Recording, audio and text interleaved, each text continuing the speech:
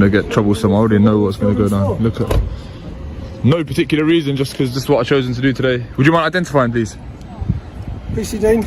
Okay. Card number 17920. Thank you. And yourself? Okay? Why are you lot all coming out like this? You're making me feel nervous. Because when people start filming outside of our police station, it tends to alert red flags. Okay? For what reason?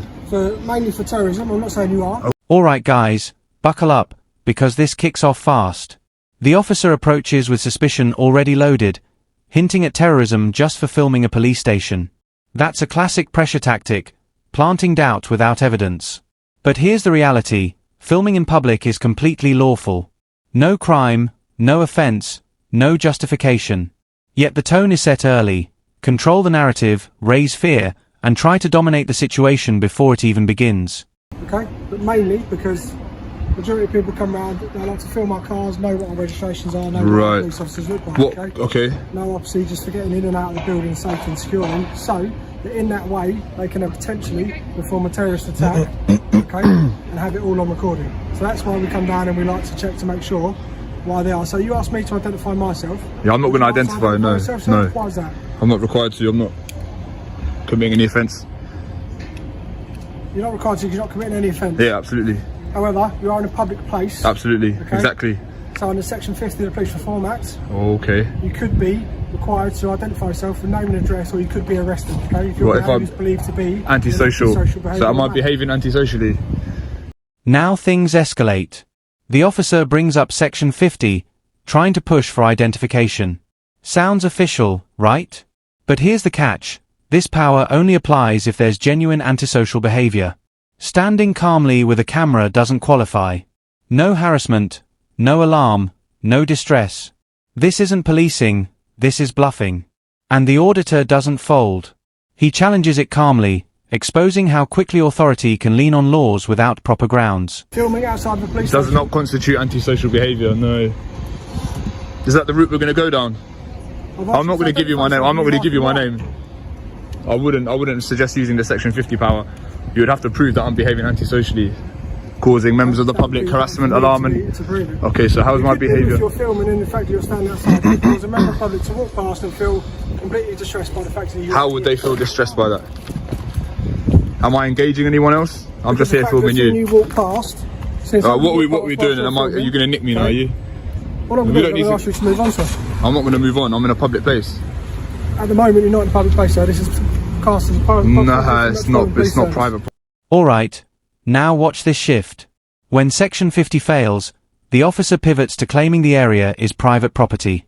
But hold on, that's another weak angle. A pavement outside a police station, open to the public, is legally a public place.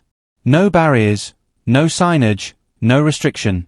This is textbook confusion, or worse, deliberate misdirection. The auditor calls it out, and you can feel the officer losing control of the narrative. Oh, look, this is a pavement, mate. What are you talking about? I'll tell you what, sir, if you want to be in a private place or a public place, take a step in that pavement. No, I'm good here. I'm good here. So this is not a private place. How is this a private place? Look at where we are. Look. Just so the camera can pick it up, yeah? So if it... So there's your yellow lines. No. You're talking nonsense, mate. You're talking rubbish. And there you are, mate. You're trying to flex jurisdiction. Let's just pack it in. Yes, you are. I will carry on filming. No, I'm not going to step there. So we've got Section 50. So we've got Section 50, and now we're talking about private land.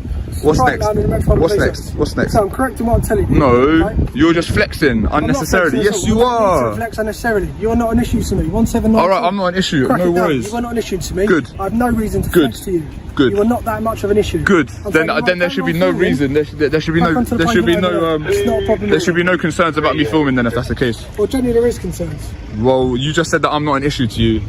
You're not an issue for me to flex. That means I'm not bothered by you. You're not big, high and mighty, okay? Okay. It's not about me, it's about you. This is about your ego, not about mine. Not about your... Yeah, of course it is. Your ego needs to be approved and swept and fucking stroked because you're standing... Did you just swear? Because, yeah, I did just swear. So you just... public place. Of course you're in a public place. You just committed Section 5. I'm not in a public place. Hold on. Dean, bruh. Pack it in, mate. Pack it in, mate. Places over there. Pack it in, mate. Public Mate, place, pack you it don't in do right now. Don't swear again. We're all in a public place. This is all public. Private. This is all public. This is all publicly accessible. Show me where the boundary is that denotes public and private. No, double yellow line doesn't denote private property. Dean, mate, you're digging yourself a hole. You're digging yourself a hole. You just swore. You started with section 50. Then you're saying private property. Even if this was private property, it's a civil matter. This is publicly accessible. This isn't private property anyway. This is private mate. Sir. This is Mate, this has not been good. Mate, this ain't good. Okay. Why are you swearing? Can I swear? Can I use the F word? You can swear if you want, sir. So I can say fuck, yeah? Congratulations. Fuck. Yeah, no, I feel good, yeah. Just look out of film. And you did swear in a public place. Private. This ain't private, mate. No, it's not. Yes. You're making yourself look ridiculous. Just go back inside, mate. All right. In addition to what my colleagues are telling you, you have to take a pinch of common sense as well. I don't have to take a pinch of nothing. I don't have to take any advice from any of you. I'm in a public place filming, which is lawful. And you've tried to threaten me.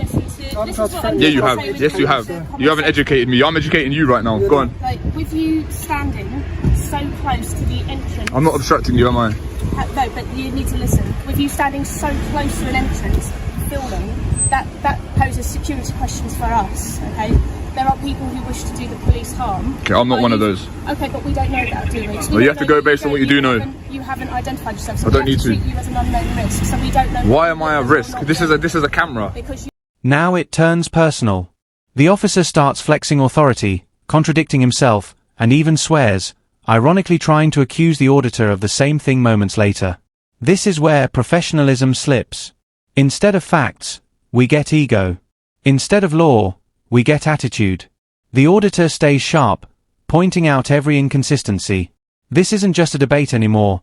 It's a breakdown of discipline happening in real time. unknown risk, common sense. Based on what? If an old Sir, granny was filming here, would she be an unknown risk? You're not letting me finish, so that you can't understand my point. Okay. By you standing here, common sense would dictate that poses a security risk. Why? Is the building not secure? Like, you lot are armed, like you've got a taser. Like, what sort of security risk is it? You standing here constantly, filming cars coming in and out.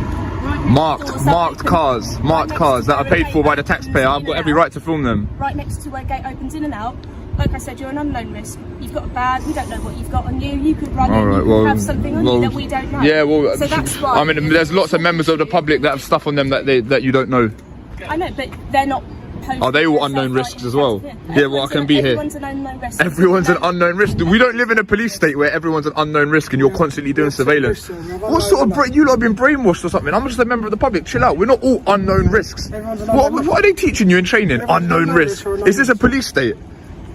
Do you have to spy on each other? All like we all have to like snitch on each other? What's going on here? Like, what is going on here? So we have to manage risk.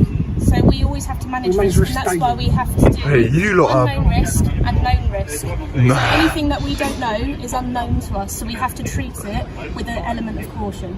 Okay. Yeah?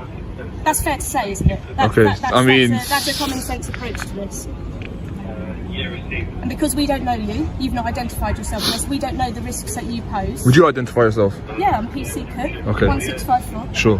Yeah? And I'm just talking to you like I would to anybody else. Alright. And that's the point I'm trying to impress to you today, sir, that's all. Okay, now what?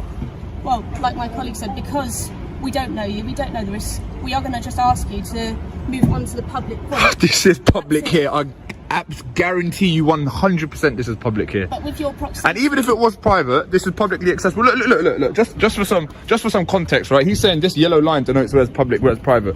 So how could this possibly be private property?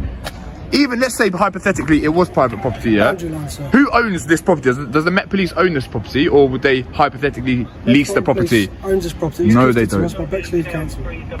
Okay, right. So who pays for the council? Property that can't How's the council funded? I'm pretty sure this is leased anyway. I'm pretty sure the Met don't own this. This was gifted to us. So, you know that for a fact, do you? Well, you got flowers on your radio. Why not? So I'm asking why. If you went into a shop and they had a counter with no barriers either side, you would know that that shop's not paid for by the taxpayer. No, but behind that kiosk area, even though you can access it, is an inaccessible point. That's another common sense approach. So you can see that from there to here, and then this bit here, common sense would dictate that this is not a public part of the domain. Yeah? Okay, well this is all paid for by tax money, so... But you have to, you understand why we're talking. You understand how like fiscal policy works? So the government tax, and then they spend on public services, and this is that. Does that make sense? Yes, that makes sense. Yeah, it's a fiscal policy, it's an economic policy, right? So it dictates how spending and taxation works. Okay, I'm not here for a lesson, I'm just trying to talk to you. Right. And I'm just trying to explain to you. As a person, from a person to a person, why we are managing the risk of somebody standing by the entrance that's constantly used to a police station. Okay, have I satisfied that I'm not a risk? Well, no, because we Alright, well how are you going to satisfy it then?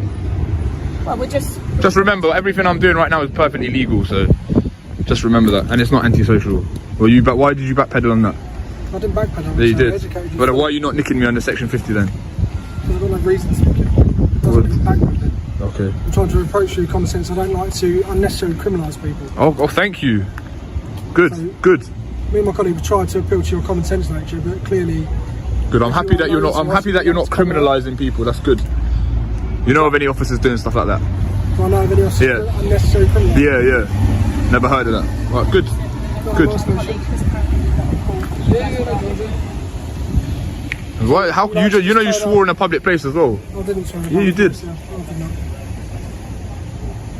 And if that has offended you, then I do apologise, but I did not swear in a public place. You did. You said the F word. I've got it on camera. I swore, but I'm not in a public place. All right. If you say so. Okay. Are we done? Yeah, you go back your day. All right, you're dismissed. You're dismissed. Go away. Here comes the big one, unknown risk. Sounds serious, right? But legally, it means nothing. It's not a law, not a threshold, just a vague excuse to justify suspicion. Treating someone as a risk without evidence crosses into dangerous territory. Policing must rely on reasonable suspicion, not imagination. And again, the auditor pushes back, exposing how easily vague language can be used to stretch authority beyond its limits. Now the conversation spirals into justification mode. The officer tries to frame filming as a security threat, but there's no actual wrongdoing. Cameras in public? Legal. Filming police vehicles? Legal. The logic collapses under scrutiny. The auditor flips the narrative. If everyone is an unknown risk, then the entire public becomes suspect. That's not policing, that's paranoia. And it's a dangerous mindset when left unchecked.